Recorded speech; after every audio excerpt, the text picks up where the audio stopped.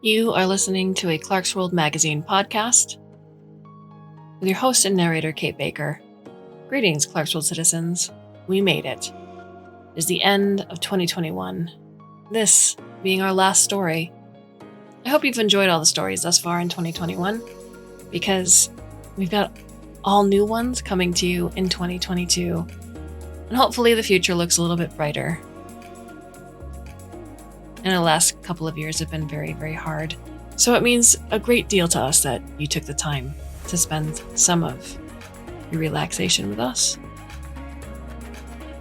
Thank you for your ongoing support, whether it's word of mouth, whether it's tagging us on your social media, whether it's sending an email, whether it's donating $1 or more over at patreon.com/Clarkesworld. We can't do this without you. We just can't.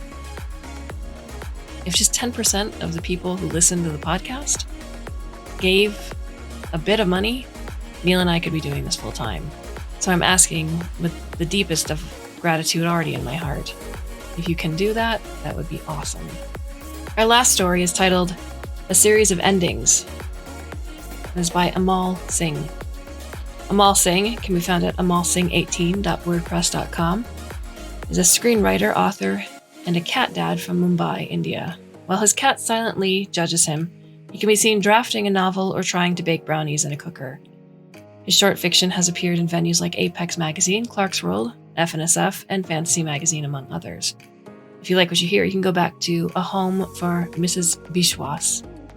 So, my dear listener, I hope you can sit back, relax, and let me tell you a story. This is the story of Rupchand Rathore, time traveler, fighter, poet, cancer survivor, inventor. While his story has many endings, there's only one true beginning, and it takes place in the humid but pristine backwaters of sun-drenched Kerala. A scene from a movie, but a true-to-roots, hand-on-heart scene of value, scene of promise, scene of a birth. A child's cry from inside a thatched hut. Outside the hut, a muddy trail that disappears amid a canopy of palm trees. A silent rush of water from a nearby canal. A rickety boat tied to the thick stem of a drooping coconut tree that looks like a sullen traveler whose hair is in disarray. The child is born to parents who aren't true Keralites by birth, but by heart. His face is like the moon. His mother insists on naming him Chandru, but his father calls him Rup. By consensus, he is named Rupchand. "He will be a painter like his grandfather," says Rupchand's father, Karamchand, upon seeing his eyes, bright and black and full of promise. Rupchand coos at this, clutching his father's pudgy finger. His father mumbles a song's mukta under his breath, but is rudely interrupted by the mother, Purnakala. "No," says Purnakala. "He will be a healer." Rupchand lets out a wail at this, making his dissatisfaction known. "Maybe one day he will become a boat racer like his father." Rupchand's wail turns into a steady baby hum. He will be none of those things his parents just spoke about. This is his one true beginning. Rupchand Rathore hurtles towards Europa. Inside the breath pod, disconnected from the Marionette 5 ship, Jupiter-bound, but wrecked after crossing Mars, the only thing to keep him company is the constant drone of his pod's AI unit, whose two tasks are reminding him of his rapidly depleting oxygen and reciting him poems. Its Urdu is heavily accented, but workable. Arar can't complain. The vastness of space is its own poetry. Hazaran Kwashayan, Asi ki har Kwash Pidam Nikal, says the AI in a broken, un-Galib-like manner. This is RR's ending, an ending of a life lived in the service of science, but a life incomplete yet. As the globe of Europa approaches him, he dreams about its silicate surface, hiding a deep, icy ocean of water, an invertebrate life form he had termed as Jal Jadugar, water magicians. The probe he'd sent had disappeared beneath the crust following a storm and an earthquake, but still managed to send and receive signals. The probe couldn't have survived the intense pressure of the icy waters, yet, miraculously, the signal coming back was a series of clicks, a response. It was a miracle, almost like magic, from a jadugar inside water.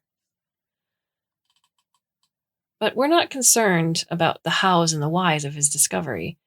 The discovery happened. That's the point. And despite the discovery, despite the near-miss launches and a final success in the Marionette Five's course across space, his mission was not on its way to Europa, but on its way to failure.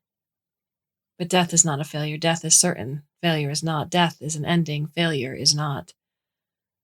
Rumi, said Rupchand Rathor, closing his eyes. Recite Rumi to me. Your oxygen is close to 10%, and all my facilities are spent in keeping this pod operational. Searching for Rumi would deplete it faster. The AI's voice breaks off. Close to failure. 15 minutes later, an ending comes. When Rup goes to the beginning, he finds himself gathering consciousness near the coconut tree in the boat. Not at the moment of his birth, but at an uncertain point, because all early life is an uncertain haze. A miasma of memories cobbled together. It always happens like this for him. After an ending. One never truly remembers their birth or their first birthday, the first time they got sick. There's always a cloud. That's why beginnings are overrated. He's tugging the boat, his fists clenched, as a coconut falls from above and neatly breaks into two as it hits the ground in front of Rup. His heart leaps in terror of an almost death, then sinks, and seeing the coconut water and muddying the ground, making it mulch. He remembers he needs to be at a boat race, cheering his babushi. Screaming babuji amidst screams of Ashan and Anna seems odd to him, but he gathers courage to do so, and he runs toward the narrow main road where the blue scooters speed like spaceships, driven by lungi-clad men with cigarettes dangling from their blackened lips. The road snakes toward the site of the race. Rup runs after a scooter. The rider stops the scooter and gestures to Rup to hop along, which he happily does. Are you also going to watch the race? Rupchand asked the driver. No, I loathe boat races. They're for adrenaline junkies. I'm a man of letters. To Rupchand, the answer doesn't make a lot of sense. He is young still, and he doesn't understand why someone would hate boat races. My father is racing, says Rupchand. He's going to win. Oh, are you sure? He always wins. RR speaks, but his voice gets lost in the rush of the hot, wet afternoon air. He tries to speak a bit louder to make the driver know that he is the son of a boating champion, but the wind doesn't relent. With the wind comes the intoxicating, spicy, charred, sweet smell of pothu roast. His stomach rumbles like thumber, but pothu beef is sacrilege for Rup. Would it still hurt to have a taste? God won't be angry at him for yielding to his temptation. After all, there are gods here as well, the gods who like people who eat pothu. What's the difference?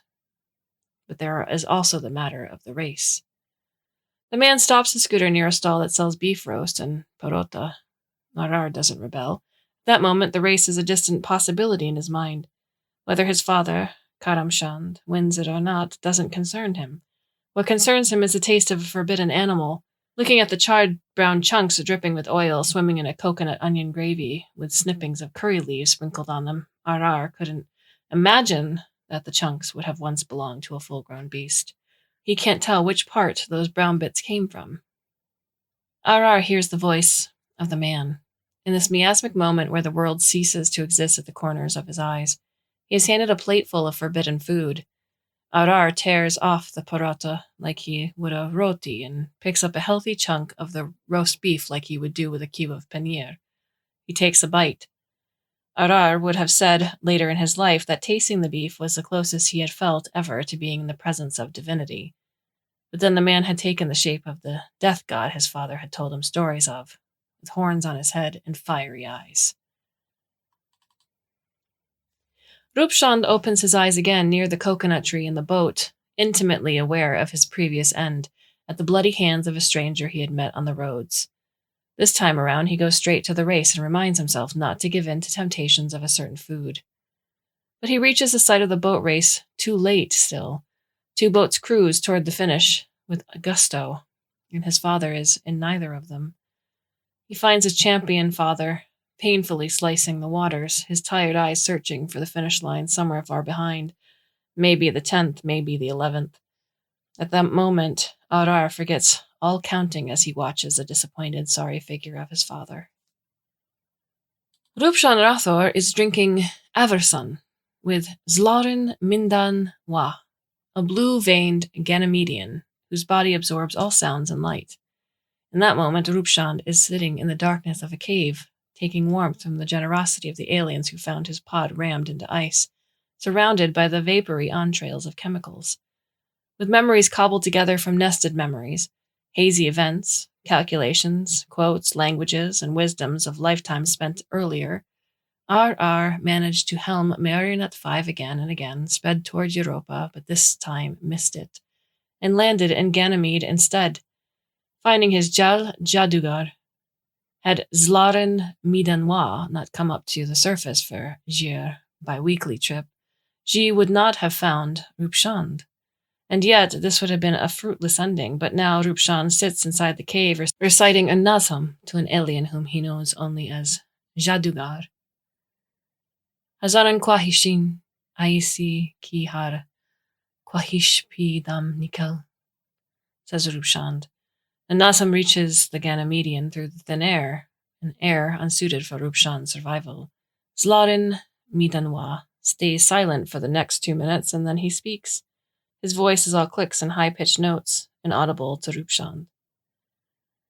Keep repeating that phrase, the Ganymedian says. The sounds make a shape in Rupchand's brain, a shape that screams condescension, apathy. Jel Jadugar don't like him at all.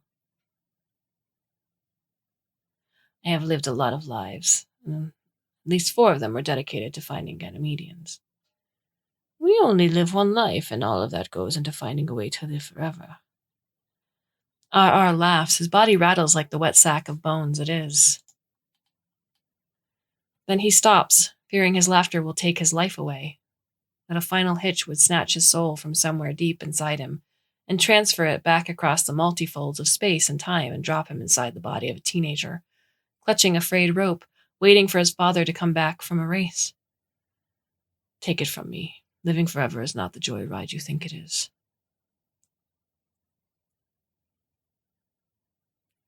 Will you tell it to my brethren? These exact words, not one blemish, because I have been trying to convince them, and they reject my words each time. Perhaps if the same words come from a different being, they might see reason. Jal Jadugar's words are like a razor slice to RR's brain. Even if they're a request, the Ganymedian's language takes an ugly shape inside RR, and it takes him a long time to form a cohesive thought from those clicks. The end result is a low din, then an absence of sound, just like after a blast. In that absence, RR understands that he has to meet other Ganymedians.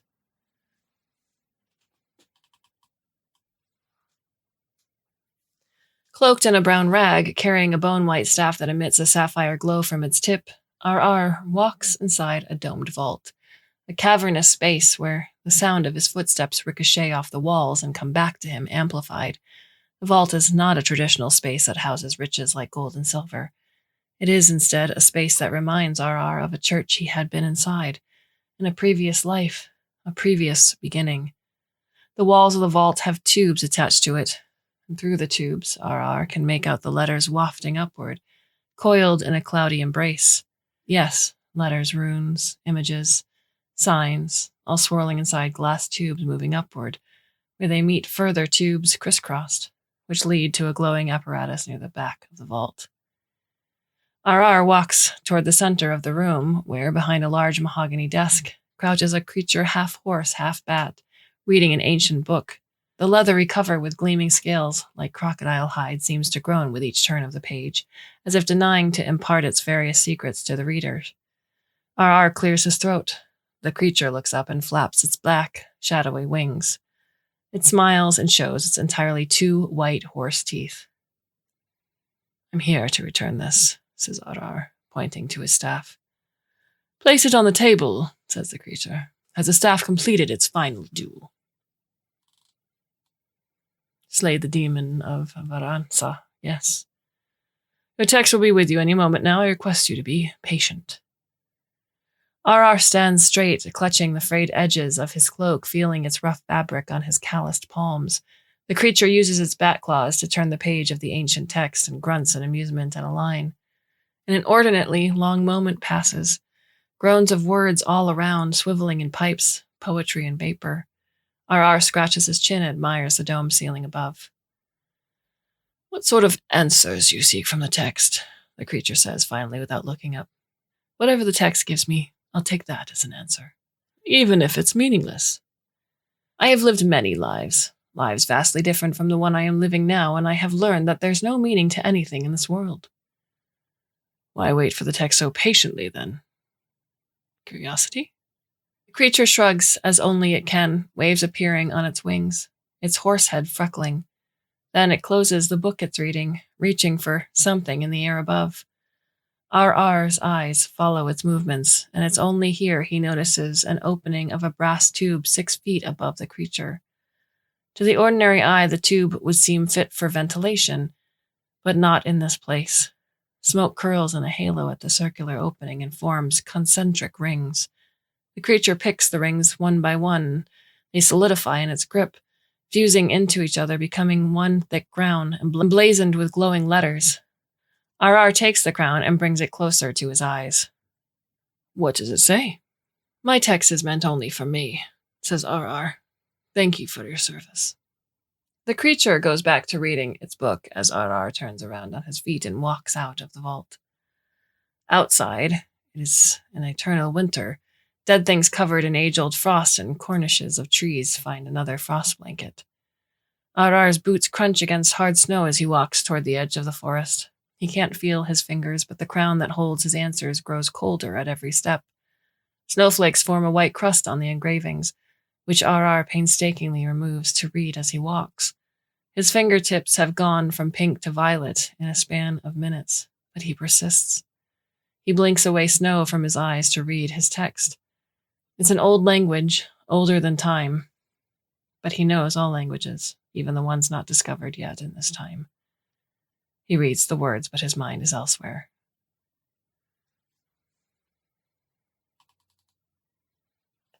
He is standing at the tip of a volcano holding the staff as the magma roils into a monster shape. Flame hands, flame torso, a red jewel heart, and eyes, 2 suns. But RR stands unfazed, gripping the staff, remembering the promise of Guru Raj. Kill the demon and get your answers, Guru Raj had spoken those words in his mind when RR had brought him 10 containers of milk, balancing them on his head, ascending the 10,000 steps.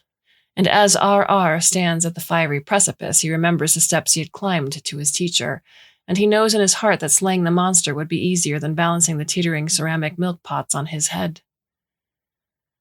The demon of Varhansa comes down upon him as RR plunges the staff deep into its amber heart. It goes in smoothly like a hot knife through butter. The demon of Varhansa bursts into more flames, and the volcano mellows down. RR slides down the slope and finds himself at the base of a mostly quiet but grumbling mountain as ash rains from the sky. His mind comes back from the fiery surroundings to frigid ones. His eyes refocus on the words. The forest trails away into a white, smoky nothingness. RR sits down on the hard, cold ground, taking the words written for him. Thine invisible hand. What you seek waits for you at the beginning.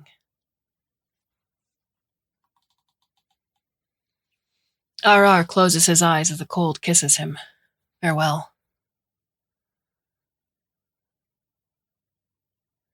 Nijal Jadugar all look the same, but speak in different clicks. RR knows what he has to say to them. They look at him expectantly, as if he will deliver them a sermon. At this moment, RR is a prophet, ruined face, battered body, gasping for air on an alien planet, on the mercy of a Ganymedian device that allows him to breathe and survive underwater. RR floats, but the Ganymedians stand. Their bodies are misshapen blobs held together by a string, a 6 feet long umbilical cord running at the edge. Their features are a science diagram of their own, part double helical structure, part isopropyl cyanide, but a complete chemical oddity. And inside water they take a dreamlike shape that the harsh exterior of the moon would stretch and morph into a different shape. In clicks, the Zlaren Midenois introduces RR. In clicks he receives a response. Their bodies rushed toward him like an Olympian racer's last dash to the finish line and stopped inches away from his face, the watery everything around him threatening to become a fleshy grave where his innards would swim for eons like flailing tentacles. Your arrival was written in the depths, which have since been washed. We will soak up your knowledge and swim to the surface. We'll haunt this icy land with our newfound independence. Tell us. Tell us. Tell us. I'll tell you a story first, RR says. The clicks stop, and the only sound around RR is the sound of a cold, empty sea. Where I come from, there was once a sage who prayed atop a mountain to a god who would grant him any wish. The sage wanted to be immortal, so he prayed for 1,000 years, and when he opened his eyes, the world was awash in fire. And he prayed for 1,000 more, and when he opened his eyes, the world was in autumn, old and withering. After the 3rd millennia, when the land was green and baby new, the god came to him in the form of a young girl climbing the mountain. The girl told the sage that she was ready to be given the gift of immortality now that she had climbed the mountain. The sage was befuddled, as it was the first thing he had done 3,000 years ago. The girl took his hand and told him, "Look around you. The world has changed 1,000 times over, and you are still the same. Do you think you didn't get the boon the first day itself? When you began it all?" Rage consumed him as he fell to his knees, and he cursed himself for being blind to the world around himself, but soon the rage was replaced by anguish and helplessness. What did the sage do? The sage wept at the feet of the girl. Then he climbed down the mountain and lived the rest of his days in anonymity, meeting people of lands far off, building civilizations, and fighting in wars. But he was never at peace. Some say he's still around, searching for some kind of an answer. Are you the sage? No, I'm the little girl who has come here to tell you. You have lived long and fruitful lives already, and there's nothing beyond all of this. You're no god. There's silence again. The water shivers around RR, but soon, after a cruel click and a puncturing sound, a redness swells.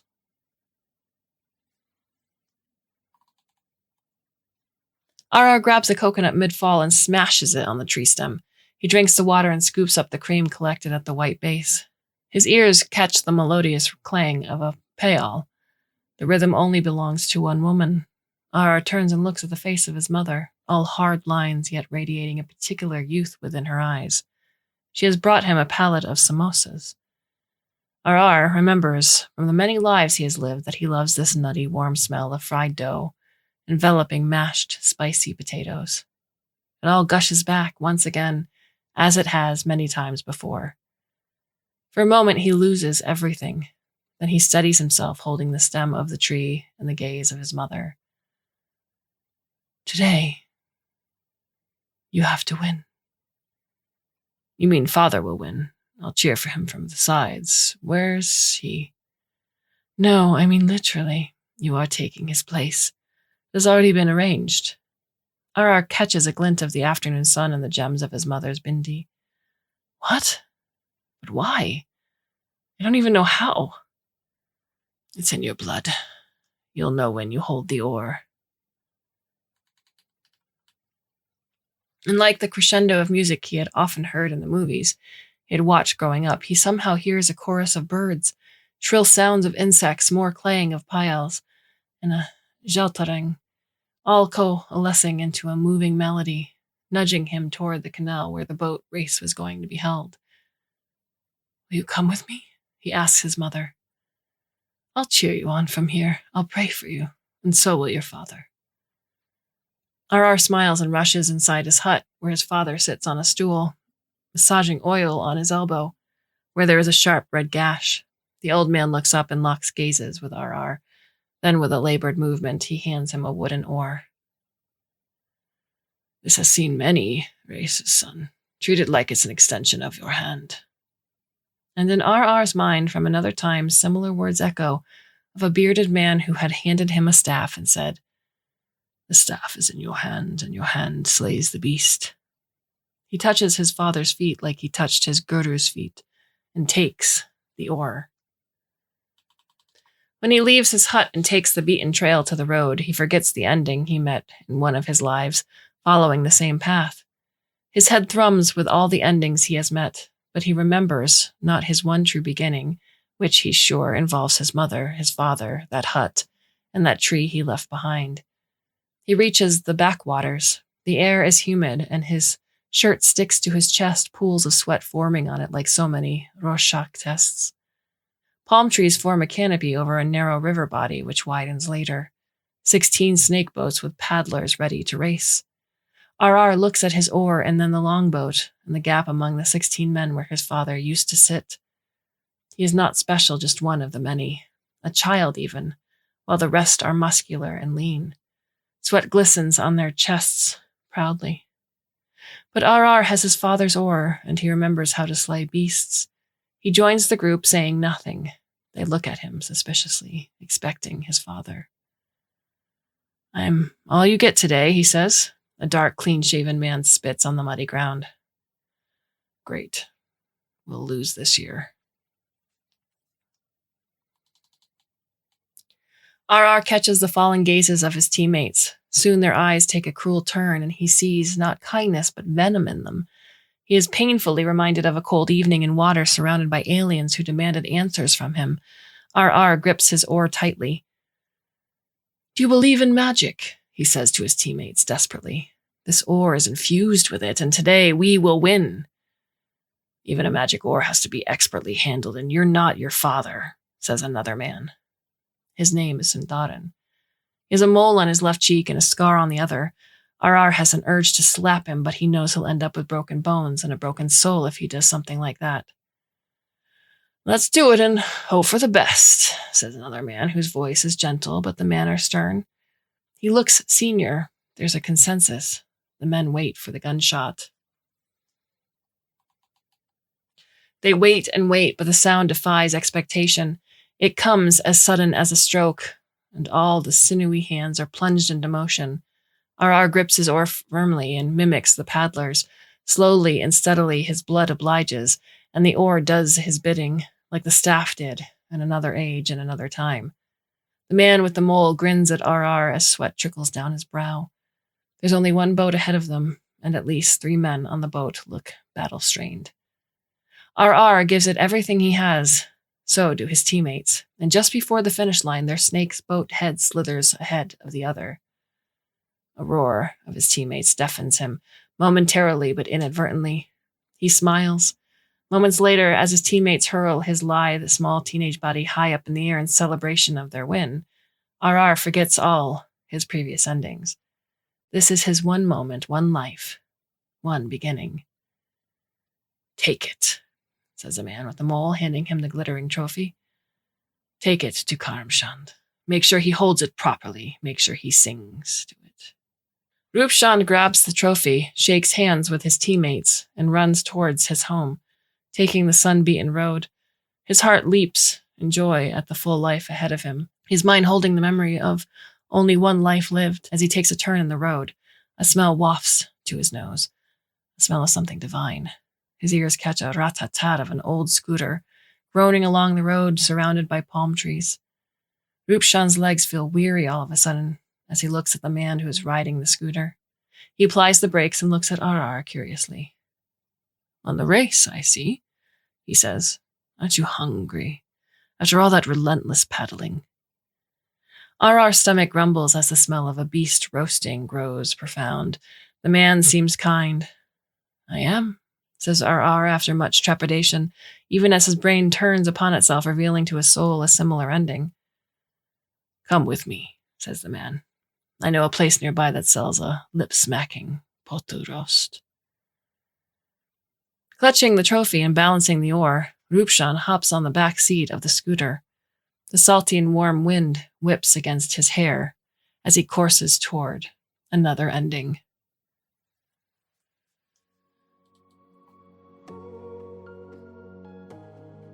And that brings us to the end of 2021. I hope that you'll join us in 2022 for a whole new slate of stories. With that said, What are your thoughts? You can go to the About Us page on the newly designed Clarkesworld Magazine website, and that is Clark with an E. Or you can find us on Twitter. I am Kate_Baker, and Neil is at Clarkesworld. We hope to see you again very soon. Until then, my dear listener, I bid you a very fond and hopefully very temporary farewell.